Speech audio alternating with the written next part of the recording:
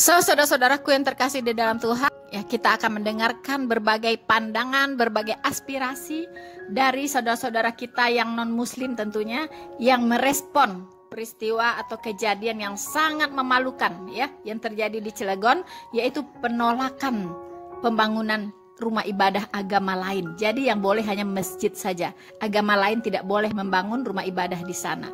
Saya katakan, kalau kalian ingin eksklusif, pindah saja ke planet Mars atau Jupiter atau kemana gitu ya. Tidak cocok untuk di Indonesia, karena itu akan menabrak Undang-Undang Dasar 1945 pasal 29 dan menabrak Pancasila. Tidak bisa ya. Jadi kalau kekeh, kalau bersikukuh ingin membentuk negara sendiri di dalam negara, ya, anti demokrasi, anti pluralistik, anti keberagaman, anti Pancasila, dengan kata lain, silahkan kalian pindah ke planet lain, bikin negara sendiri di sana, ya. Tidak cocok untuk di Indonesia karena tidak sesuai dengan konstitusi kita, menabrak Pancasila, melabrak Undang-Undang Dasar 1945, khususnya pasal 29. Sekarang teman-teman, kita akan mendengarkan pendapat dari saudara-saudara kita yang ingin memberikan aspirasinya, pandangannya, ya, terhadap apa yang terjadi di Cilegon ini. Mari kita simak baik-baik, kita camkan, kita renungkan, dan jadikan ini bahan edukasi, bahan perenungan, bukan bagi masyarakat saja, tapi juga bagi pemerintah dan negara. Sejauh apa negara sudah campur tangan dalam hal ini? Sejauh mana negara sudah mengatur dengan tegas daerah-daerah yang melanggar Pancasila, yang tidak mendukung Pancasila di luar koridor negara Pancasila? Mari teman-teman, kita simak. Selamat mendengarkan. MUI Cilegon ogah ikut-ikutan soal penolakan pembangunan gereja. Pastinya hak Kemenak dan FKUB. Wah, ini menarik teman-teman ya. Padahal ketika demo salah satu penumpangnya adalah MUI gitu. Tapi ini MUI Cilegon merasa bahwa itu rekomendasinya bukan dari MUI, tapi dari Kemenak dan FKUB katanya.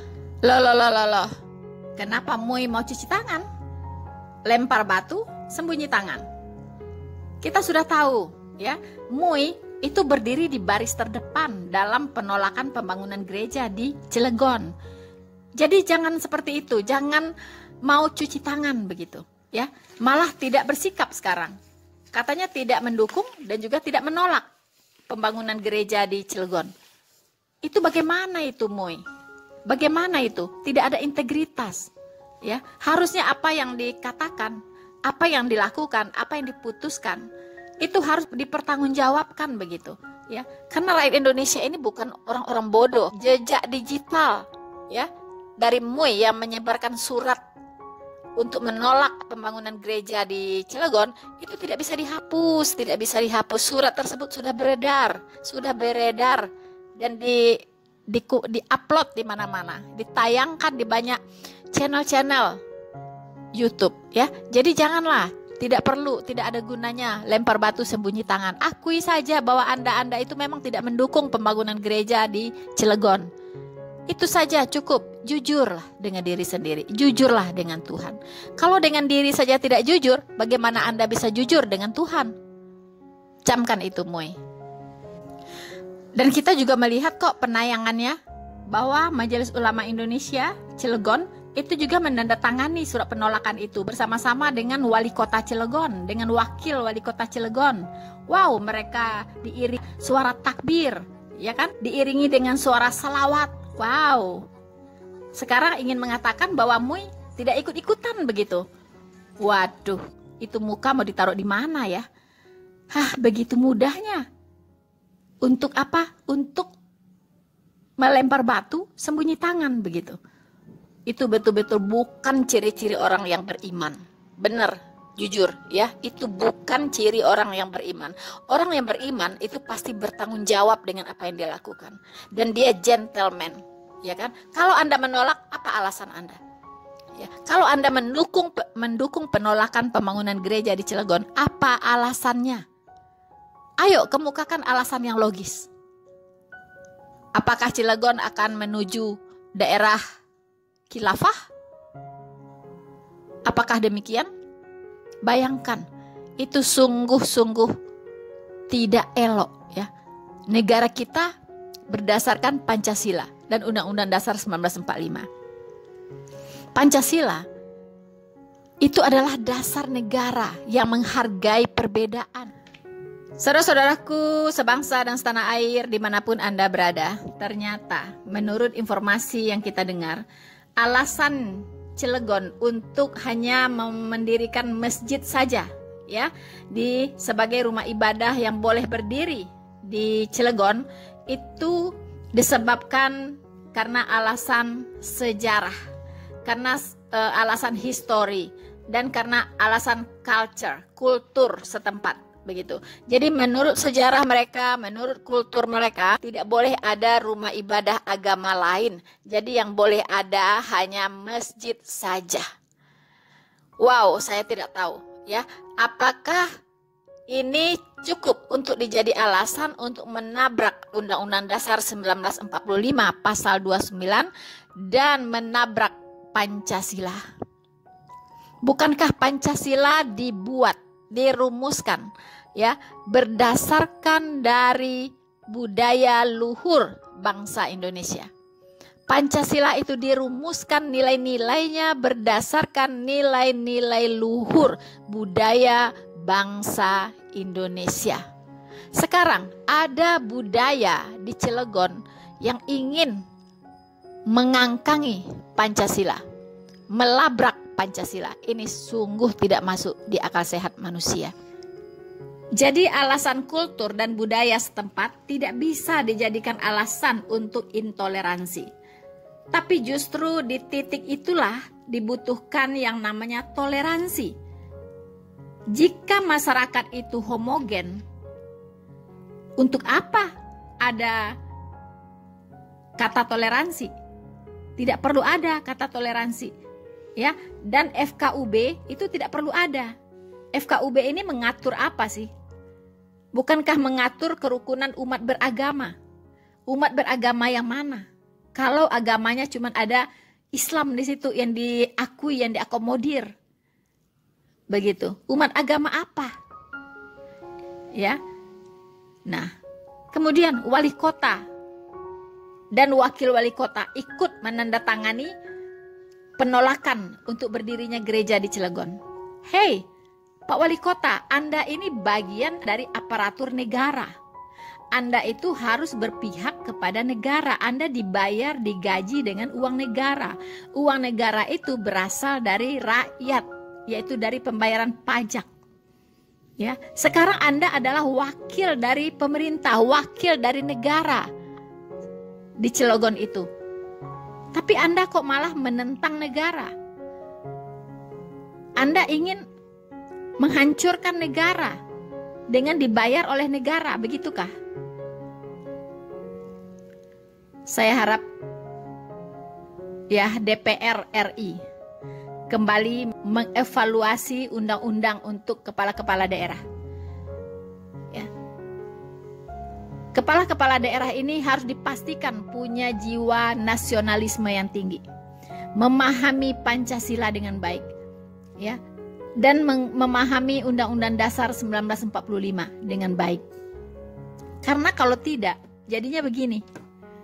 Ada wali kota dan wakil wali kota ingin menghancurkan negara, menghancurkan Pancasila, menghancurkan Undang-Undang Dasar 1945 dengan dibayar oleh negara. Ya, digaji oleh negara untuk menghancurkan negara. Ini sungguh tidak boleh terjadi.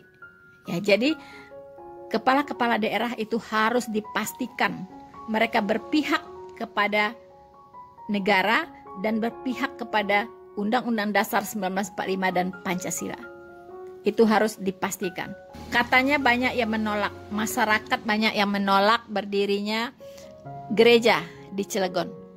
Hei, masyarakat itu harus diedukasi oleh pemimpin-pemimpinnya yang ada di situ. Ya, MUI itu harus mengedukasi masyarakat bagaimana harus memahami bahwa kita ini hidup di negara yang berdasarkan Bhinneka Tunggal Ika dan Pancasila. Ya, bahwa kita tidak boleh intoleran, tidak boleh diskriminatif. Ini harus dididik, harus diedukasi nih masyarakat-masyarakat yang menolak berdirinya rumah ibadah agama lain di Cilegon. Masyarakat-masyarakat ini tidak educated sama sekali. Begitu. Karena tidak mengerti bahwa negara sudah menjamin kebebasan setiap warga negaranya untuk memeluk agama apapun yang dia yakini. Dan bebas beribadah sesuai dengan kepercayaannya. Nah sekarang, orang mau beribadah, tidak boleh bangun rumah ibadah. Itu apa namanya? Apa? Begitu. Logika sehatnya itu di mana? Begitu. Ya. Jadi mohon pemerintah bersikap tegas. Dan Menteri Agama bersikap tegas dalam hal ini. Ya, saya mendengarkan Menteri Agama akan datang langsung ke Cilegon dan tidak boleh ada pelarangan untuk membangun rumah ibadah agama lain termasuk gereja. Mari kita lihat saja, ya. Jangan sampai Menteri Agama juga tidak punya nyali, tidak punya kuku di sana. Kita tunggu ketegasan dari Menteri Agama ini. Ada sekitar 4.000 jemaatnya mereka. Wow. Bayangkan 4.000 itu masih orang Batak ya. Di sana. Di Cilegon tidak ada satupun gereja. Bayangkan Batak saja 4.000. Yang 4.000 ini selama ini ibadahnya datang ke Jakarta. Bayangkan. Ini Cilegon ini harus dipertanyakan. Masih bagian dari negara Indonesia kah? Masih mau jadi bagian negara Indonesia yang suka tidak suka harus berpancasila, atau mau negara seperti Afghanistan ya? Kalau mau seperti Afghanistan berarti keluarlah dari sana ya. Entah karena apa mereka itu membuat satu aturan yang melanggar undang-undang dan melanggar ideologi negara bahwa gereja tidak boleh ada di sana, ya. Kita tidak tahu, tapi yang pasti kabar terakhir, kabar yang lagi viral saat ini, bahkan wali kota dan wakil wali kotanya ikut menandatangan petisi penolakan terhadap gereja. Bayangkan seorang pimpinan, seorang kepala daerah menantang atau menabrak undang-undang dengan lantangnya, melawan undang-undang, melawan Pancasila, melawan pembukaan Undang-Undang Dasar 45. Apakah ini bukan namanya makar? Ini subversif. Ini makar ini. Ini wali kota dan wakil wali kotanya ini sebenarnya sudah melanggar hukum. Ini sudah tindakan pidana. Coba. Ya, di mana boleh yang tidak berpancasila di Indonesia ini?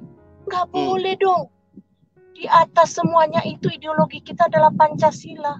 Ya. Kalau mau bicara masalah sejarah-sejarah, memangnya dulunya di Cilegon itu Islam. Tahun berapa sih Islam? Sebelum Islam masuk di sana, apa agamanya? Mungkin saja agama asli Nusantara. Ya kan? Jangan katakan mereka tidak beragama atau tidak mempercayai Tuhan. Kan? Bisa jadi apa tuh namanya agama apa tuh yang di Sunda Wiwitan ya, apa tuh namanya? Nah itu juga mempercayai Tuhan, sesembahannya ada, ya kan?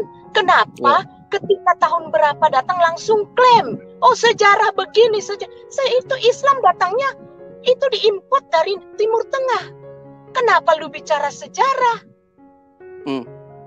Ya kan?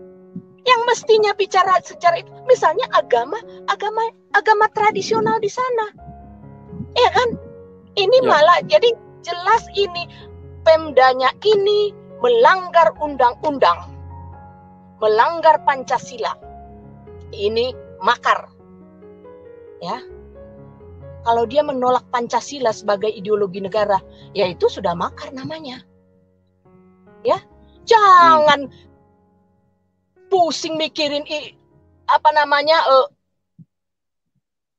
penistaan hukum, penistaan agama, cari target apa segala. Yang ini menista ideologi negara. Nah, jadi kami sudah tahu ini persoalannya persis. Jadi itu sudah dapat izin. Sudah kalau sesuai regulasi yang ada ya, dapat izin dari masyarakat setempat minimal 60 ya. Bahkan mereka dapat 70. Ya, dapat KTP-nya, dapat KK-nya. Jadi kalau nanti mereka udah siapkan panitia pembangunan yang di sana, mereka udah siap-siap. Jangan sampai nanti dikatakan rekayasa kayak gitu kan. Disiapkan semua. Ya. Tetap giliran mau minta surat pernyataan dari lurah, surat pernyataan dari kelurahan yang menyatakan bahwa orang-orang yang menandatangan itu persetujuan atau izin itu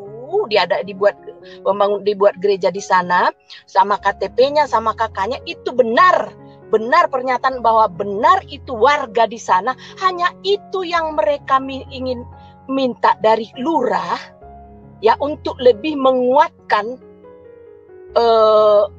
data-data mereka. Di situ mereka sudah melihat ada lurahnya, ulama-ulama tokoh-tokoh agamanya, masyarakat sudah berkumpul. Ada banyak katanya yang menolak.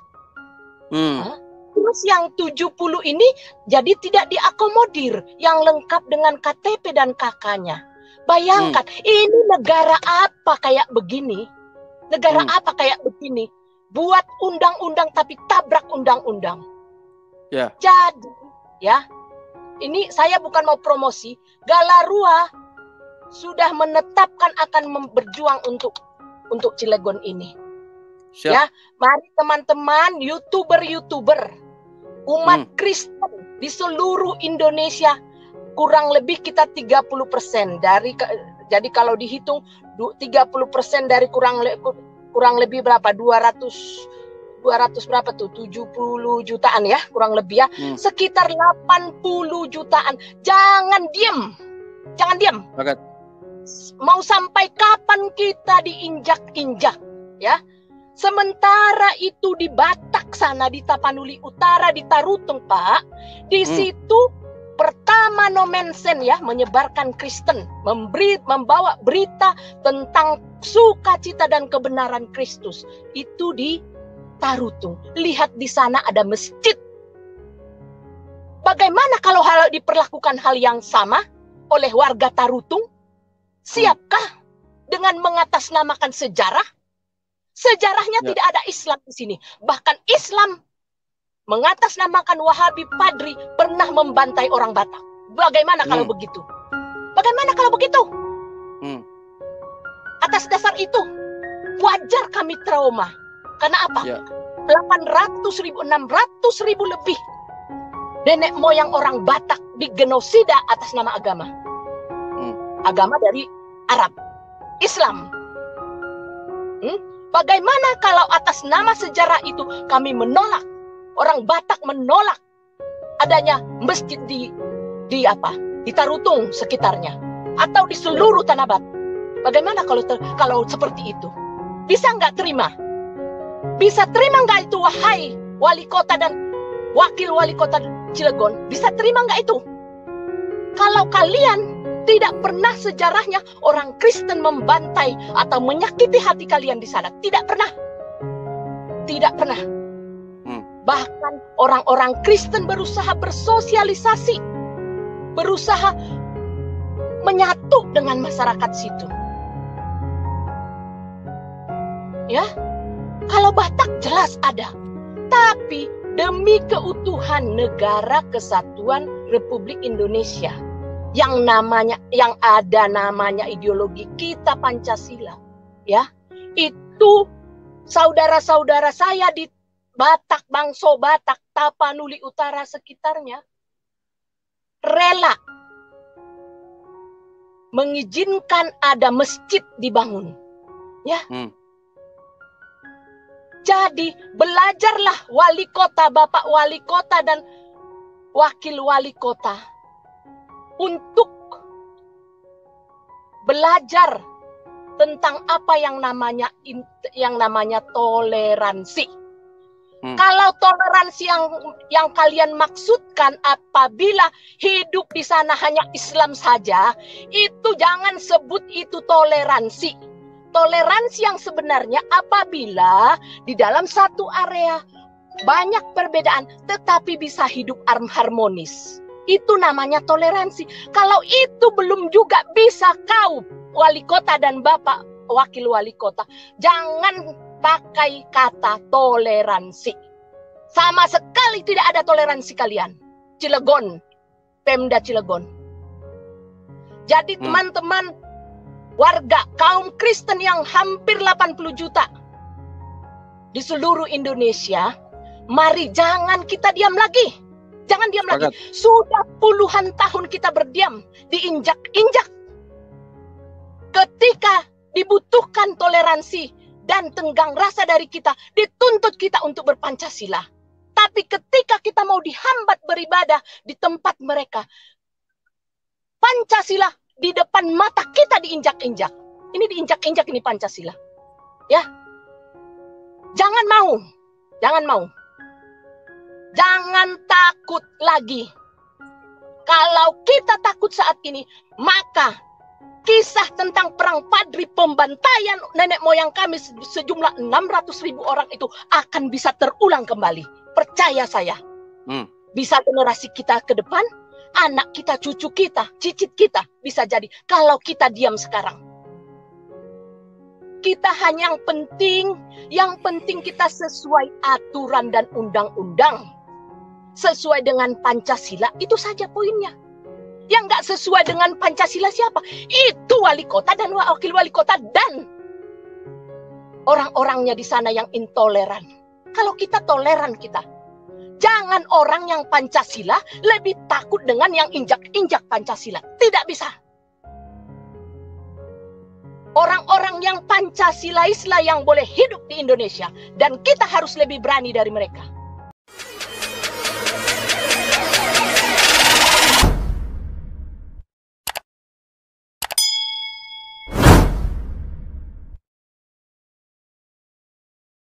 Kok mereka menang? Ngapain kita takut sama mereka? Kita pegang ideologi Pancasila, nggak usah takut. Ya, yang 80 jutaan lebih umat Kristen, nggak usah takut. Nggak usah takut. Ya. Saya mohon kita semua, YouTuber bantu. YouTuber Kristen, bantu blow up. Kami akan berjuang. Galarua, kalau perlu, mari. Kami mau gandeng kalian semua. Ayo. Siap. Kita akan lakukan aksi damai mulai minggu depan di berbagai kedutaan besar negara lain. Karena apa? Sudah terlalu lama kita mengadu sama pemerintah. Tapi tetap saja di depan mata kita diinjak-injak Pancasila. Kita hanya menginginkan Pancasila ditegakkan kok. Tidak lain tidak bukan. Karena kita sudah membuat contohnya di negara, di daerah titik-titik Kristen. Di Tapanuli Utara, di NTT, di Papua, di berbagai tempat titik-titik di mana mayoritas Kristen. Kita sudah membuktikan itu. Dan memang sudah terbukti daerah-daerah tertoleransi adalah daerah-daerah di mana mayoritas Kristen. Itu sudah pembuktian. Kenapa tidak itu tidak dicontoh? Ya. Jadi mari ya. Saya minta tolong aja kepada para YouTuber, mari kita blow up. Kalian para YouTuber di sini sangat banyak perannya ya untuk menyalurkan roh-roh keberanian, roh ketakutan itu sudahlah. Ini sangat menentukan masa depan anak cucu kita, yang membuat kita nyaman, yang membuat kita aman di negara ini hanya karena Pancasila. Kalau Pancasila ditendang seperti yang dilakukan oleh wali kota dan wakil wali kota yang dari PKS ini di Cilegon, maka hancurlah anak cucu kita. Saudara-saudaraku sebangsa dan setanah air dimanapun Anda berada, ini saya memberikan pesan khusus untuk saudara-saudara yang hidup di daerah-daerah kantong Kristen. Ya, tentunya seperti di Papua, NTB, Mentawai, kemudian Nias, kemudian Manado, ya kan? Dan di daerah-daerah lainnya. Sekarang kita tahu Islamisasi sangat gencar ya dilakukan di daerah-daerah teman-teman semuanya. Saya pesan cuma satu, ya, cerdiklah seperti ular, tuluslah seperti merpati, jangan lugu-lugu amat, begitu, ya. Memang kekristenan mengajarkan kasih, ya, kita harus mengasihi siapapun, tetapi jangan lugu-lugu amat, begitu, ya, karena kita lihat sepak terjang ya dari saudara-saudara kita yang Muslim. Ketika minoritasnya adalah Kristen di suatu daerah, mereka begitu galaknya, begitu ya, begitu galaknya, sama sekali tidak ada toleransi, sama sekali tidak ada yang namanya demokrasi, tidak ada. Bayangkan di Cilegon, tidak boleh satu rumah ibadah agama lain pun kecuali masjid. Sebenarnya ini juga bisa dilakukan oleh masyarakat yang ada di kantong-kantong Kristen yang saya sebutkan tadi. Tetapi memang Tuhan Yesus tidak mengajarkan kita untuk berbuat demikian. Ya, ajaran kekristenan itu adalah ajaran yang sangat demokratis. Tuhan memberikan kehendak bebas kepada manusia. Ya, dia mau nyembah batu sekalipun, silahkan. Yang penting Anda nanti pertanggungjawabkan kepada Tuhan di depan hakim yang adil, yaitu Tuhan Yesus. Sama juga di negara-negara Eropa. Sekarang kita lihat Muslim berduyun-duyun lari ke negara Eropa dari daerah konflik mereka, ya, dari Timur Tengah berbondong-bondong memilihnya negara kafir pula. Mereka juga tidak mau masuk ke negara-negara Islam. Mereka tidak mau masuk ke Indonesia. Mereka tidak mau masuk ke Malaysia. Ya, mereka tidak mau. Mengapa? Karena mereka lebih bisa terjamin kehidupannya di negara kafir. Begitu, lebih terjamin. Ya, saya tahu persis seperti Jerman. Itu sangat terbuka untuk pengungsi-pengungsi, imigran-imigran dari Timur Tengah sana. Wow, Jerman sekarang sudah kayak apa begitu, ya. Nah, memang Jerman itu baik sekali begitu. Orang asing pun kalau melahirkan di sana itu ada dapat yang namanya Kindergeld, ada uang anak, ya kan? Kemudian mereka juga dapat dari sosial yaitu uang sosial, bantuan gitu ya, bantuan untuk hidup mereka, untuk sewa rumah dan sebagainya. Walaupun mereka orang asing, ya, itu yang dimanfaatkan oleh orang-orang pengungsi-pengungsi ini. Begitu ya, imigran-imigran ini itu yang mereka kejar, begitu. Bahkan ada juga liciknya, mereka cetak anak sebanyak-banyaknya. Supaya apa? Supaya orang tuanya menikmati yang namanya Kindergeld, ya, uang anak. Kalau anaknya 10, bayangkan, kalau satu orang anak dapat 500 euro saja, kalau 10 sudah berapa? Ya kan, kalau 10 anak sudah berapa? Begitu. Belum lagi dia berpoligami. Dia berpoligami sana sini cetak anak, itu udah berapa uang Kindergeldnya, begitu. Nah, itu yang mereka manfaatkan. Jadi ada yang mengatakan, wah, di Eropa sekarang Islam bertumbuh dengan pesat. Iya, memang pesat. Karena apa? Karena pengungsi ini, ya, karena setiap tahun berbondong-bondong tuh imigran yang masuk ke negara-negara Eropa, begitu. Apakah yang jadi Muslim itu orang Eropa yang jadi Islam? Tidak.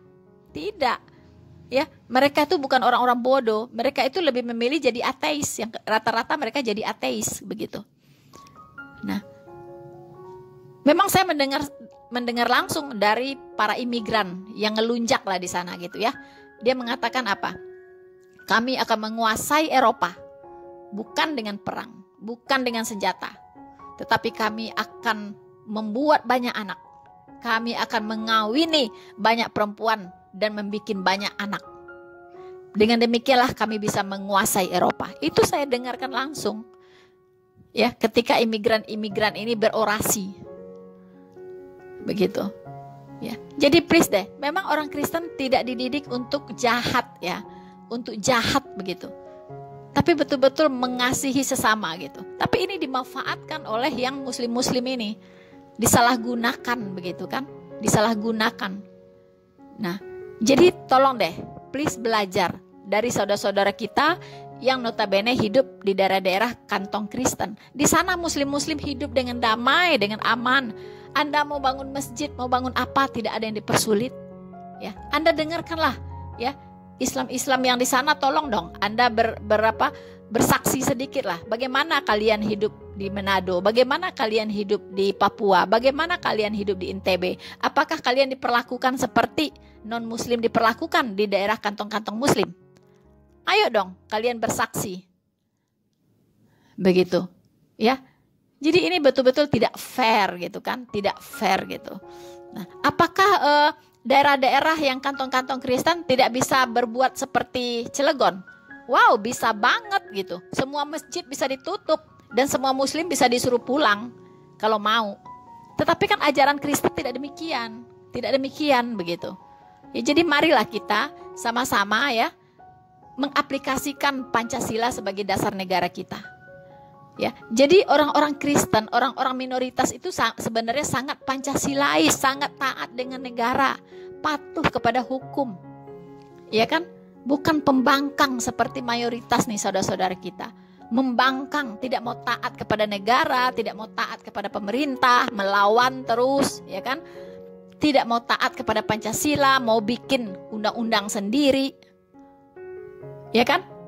Mau bikin peraturan sendiri. Tidak bisa. Ini kita hidup dalam kerangka Negara Kesatuan Republik Indonesia. Semua diatur ya di dalam Undang-Undang Dasar 1945. Bagaimana kita hidup bernegara. Kalau masalah agama itu masalah Anda.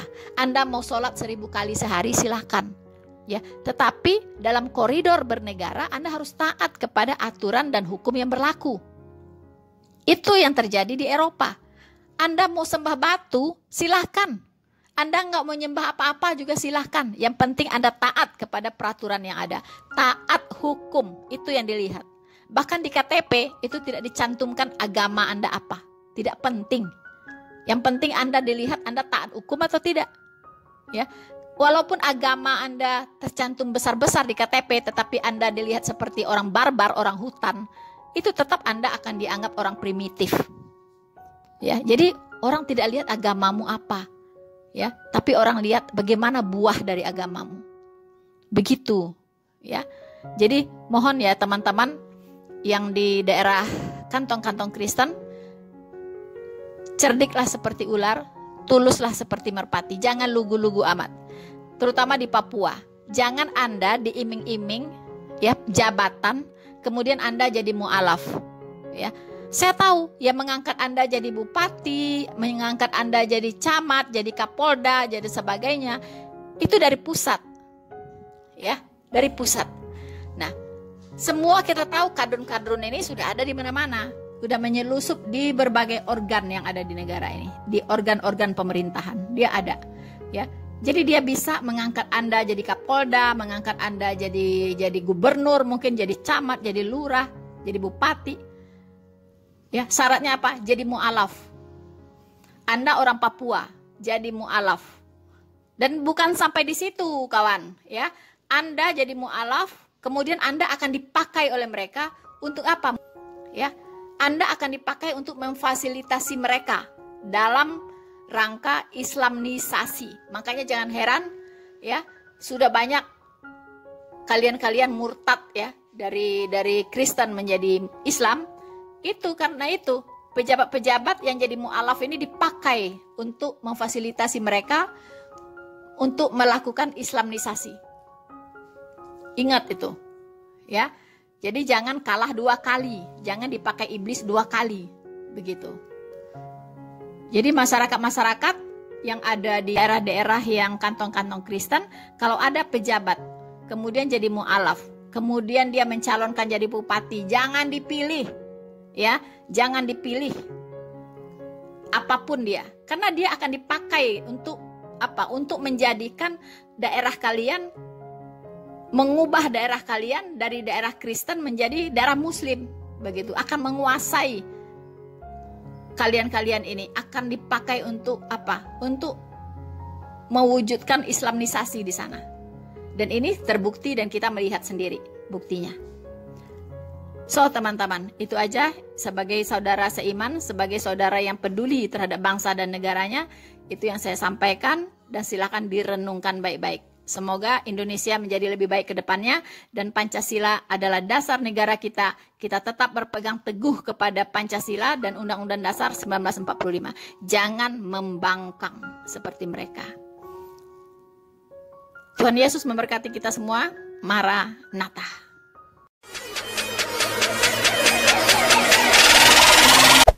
Hey there.